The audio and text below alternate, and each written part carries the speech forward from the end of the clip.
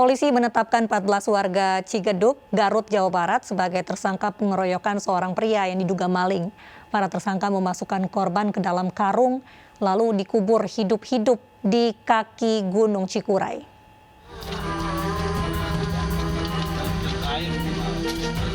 Aparat Polres Garut mengevakuasi jasad seorang pria yang dimasukkan dalam karung dan dikubur di kaki Gunung Cikuray.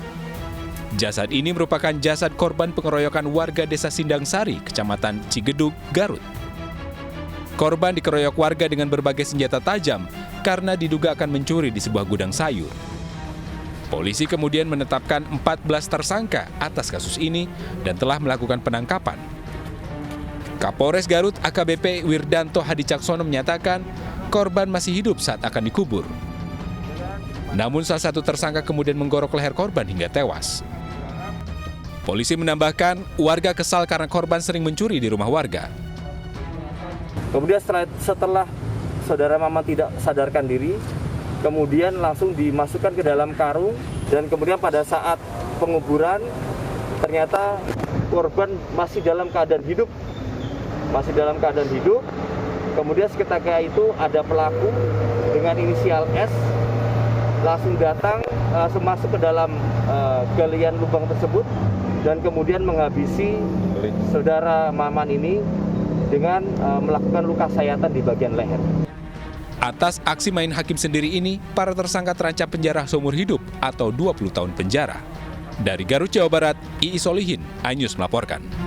Pemirsa, perseteruan PT Bank MNC International Tbk atau MNC Bank dengan PT Bangun Bumi Bersatu memasuki tahap baru. PT Bangun Bumi Bersatu gagal memenuhi kewajibannya terkait fasilitas kredit yang diberikan. MNC Bank telah melayangkan 3 kali somasi namun tetap diabaikan.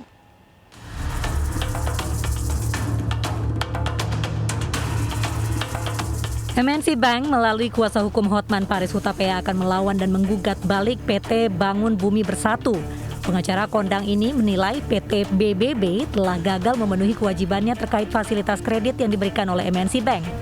PT BBB telah menerima pinjaman senilai 51 miliar rupiah. Namun hingga kini pokok pinjaman dan bunga belum dibayar sehingga utang dan bunga tersebut dinyatakan jatuh tempo dengan nilai 61 miliar rupiah.